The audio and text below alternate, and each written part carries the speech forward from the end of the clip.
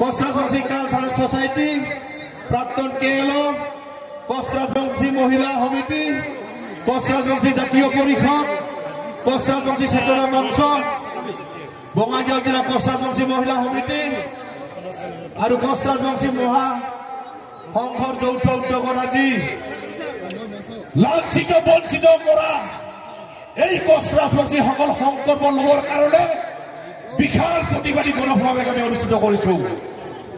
আজি এইখন সভাৰ জৰিয়তে আমি দেখাই দিব লাগে কোচ ৰাজবংশীসকল আঁঠুকাঢ়িয়া অধিকাৰ বিচৰা জাতি নহয়।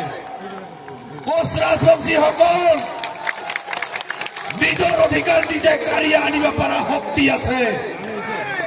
এই কোচ ৰাজবংশীসকলৰ ওপৰত যদি কোনোবাই দমন নীতি প্ৰয়োগ কৰি যদি কোচ ৰাজবংশীসকলক নিক্ষেপ কৰাৰ যদি কোনোবাই ষড়যন্ত্ৰ কৰে তাক উফুৰাই দিয়াৰ কাৰণে আজি হাজাৰ হাজাৰ ৰাইজ এটা সমবেত হৈছে।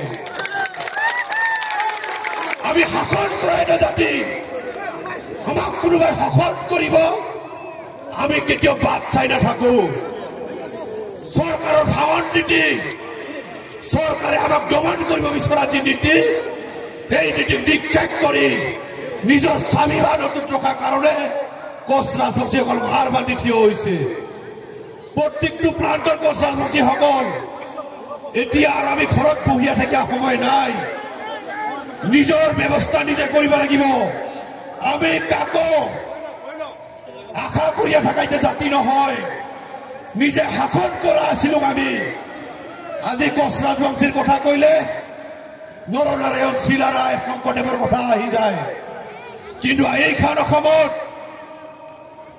জাতি মাটি ভেটি ৰক্ষাৰ কাৰণে কোচ ৰাজবংশীসকলে ইমান চেক্ৰিফাইচ কৰাৰ পিছতো আমি খিলঞ্জীয়া ভূমিপুত্ৰ হিচাপত পৰিচয় দিব বিচাৰো, কিন্তু আমাক নচ্ছাত কৰিব বিচাৰে।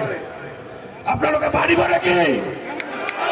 আপোনালোকে পাৰিব নেকি? কোনোবাই নচ্ছাত কৰিলে আমি দেখুৱাই দিব পাৰিব লাগিব।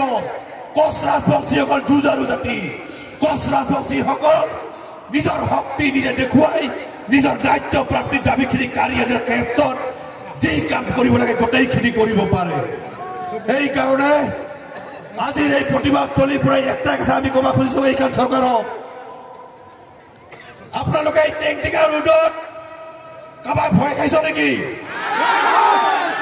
এই টেংটিকা পিঠি ফাটা যিবোৰ ৰোড কোচ ৰাজবংশীসকলৰ মূৰৰ মাজত জ্বলি থকা জুই, মূৰৰ মাজত আমাৰ মাজত জ্বলি থকা ক্ষোভ, এই ক্ষোভৰ কিৰণ আমি দেখাই দিব লাগিব। এই জুই আমি দপদপাই জ্বলাই দিব লাগিব। কোচ ৰাজবংশীসকল স্বাভিমানী জাতি, স্বাভিমানী খিলঞ্জীয়া ভূমিপুত্ৰ জাতি হিচাপত আমি ইয়াত বসবাস কৰি আছিলো, থাকিম।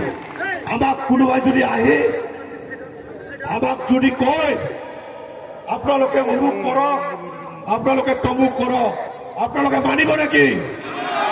আমাৰ ৰাজ্য, আমাৰ ঠাই, আমাৰ ইচ্ছামতে আমি কৰিম, ইচ্ছামতে থাকিম। আমাৰ পৰম্পৰাক যদি কোনোবাই আঘাত সানিব বিচাৰে আমি কেতিয়াও মানি নলওঁ। এই চৰকাৰৰ যি প্ৰতাৰণা প্ৰবঞ্চনা, এই প্ৰতাৰণা প্ৰবঞ্চনাৰ কাৰণে কোচ ৰাজবংশী সমাজ আমি একত্ৰিত